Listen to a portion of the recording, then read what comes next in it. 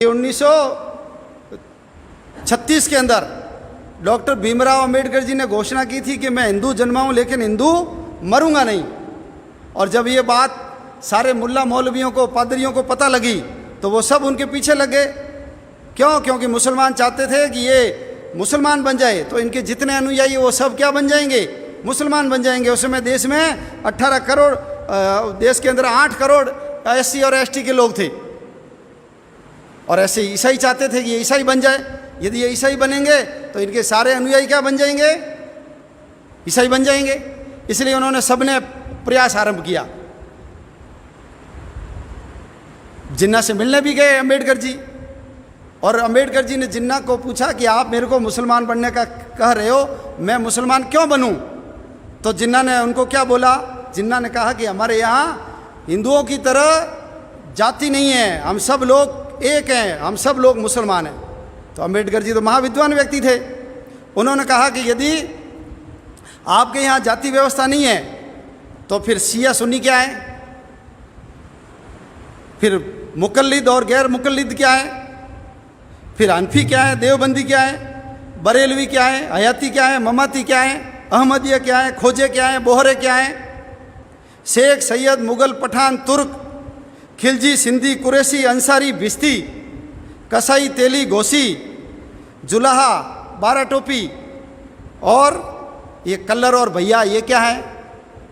तो अंबेडकर जिन्ना को समझ में आ गया कि इस व्यक्ति को नॉलेज है। और तुम सब कहते हो कि हम मुसलमान सब एक हैं, तो फिर तुम्हारे इतने सारे ज़्यादा देश क्यों? तुमको एक ही देश बना लेना चाहिए। और क्यों तुम ये जो इराक और ईरान है, ये दोनों मुसलमान देश होते हुए भी क्या कर रहे हैं? आपस में लड़ रहे हैं। तो एक तो हो ही नहीं तुम। और ये जो हैदराबाद का नवाब था उस्मान अली, उसने तो पूरा पिटारा खोल दिया था। अंबेडकर जी को कहा यदि आप मुसलमान बन जाते हो तो मैं, आप जितना पैसा चाहिए मैं आपको पैसा दे दूंगा, आपके गरीबी दूर करने का, बाहर भेजने का, पढ़ाई करवाने का, विदेश में भेज करके सारा करूंगा। लेकिन डॉक्टर अंबेडकर जी ने उनसे पूछा कि यदि तुम समानता का व्यवहार करते हो, तुम्हारे यहाँ ऊंच नीच नहीं है, तो मुझे एक बात बताइए कि यदि कोई मुसलमान के घर में चोरी करता है या मुसलमान किसी मुसलमान का मर्डर करता है तो उसकी सज़ा क्या है? तो उन्होंने कहा उनके हाथ काट दो, उनके आंखें फोड़ दो उसकी। तो डॉक्टर अंबेडकर जी ने अगला सवाल किया, यदि यही है और यदि मुसलमान यही काम किसी हिंदू के साथ करता है, हिंदू के घर में चोरी करता है या हिंदू के किसी व्यक्ति की हत्या करता है, तो तुम्हारे कुरान में क्या लिखा हुआ है? मुसलमान उनको क्या सज़ा देगा? तो मोहम्मद अली जिन्ना ने क्या कहा? अरे वो तो काफिर है, काफिर को मारने की कोई सज़ा नहीं है। तो उन्होंने कहा ऐसा जो दोगला व्यवहार करता है ना, मैं कभी भी मुसलमान नहीं बनूंगा, मुसलमान नहीं बनूंगा। और ऐसे ही जब उन्होंने ईसाइयों से पूछा तो ईसाइयों ने भी कहा कि हमारे यहाँ तो हम सब ईसाई हैं, हमारे कोई जाति वाति ऊंचा नीचा नहीं है। तो अंबेडकर जी ने कहा रोमन क्या होता है, कैथोलिक क्या होता है, लैटिन कैथोलिक क्या होता है, प्रोटेस्टेंट्स क्या होता है, लूथरन्स क्या होता है, मोरमन्स क्या होता है, सेवंथ डे एडवेंटिस्ट क्या है, जैकोबाइट्स क्या है, नेस्टोरियंस क्या है। उनको समझ में आ गया कि इनको सारी चीज़ की जानकारी है। और अब सब जानते हैं यूरोप का इतिहास तो पूरा खून खराबे से भरा हुआ है, और इस्लाम का इतिहास भी खून खराबे से भरा हुआ है। 1936 में घोषणा की थी, लेकिन 1956 के अंदर इन्होंने बौद्ध धर्म अपनाया। 20 साल लगा दिए उन्होंने सोचने में क्या करना मुझे। और जब पाकिस्तान बन गया 47 में, तो पाकिस्तान का तो अनुभव उनके सामने आ गया। उन सबको पता लग गया कि जितने SC और ST के लोग पाकिस्तान में रहे थे, उन सब के साथ मुसलमानों ने दुर्व्यवहार किया, उनको मारा, उनका बलात्कार किया, उनको जबरन उनका धर्मांतरण करवाया। और जो देश के विभाजन के बाद उस समय देश में 2 दलित बड़े नेता थे, एक तो डॉक्टर अंबेडकर जी और एक योगेंद्र नाथ जी मंडल।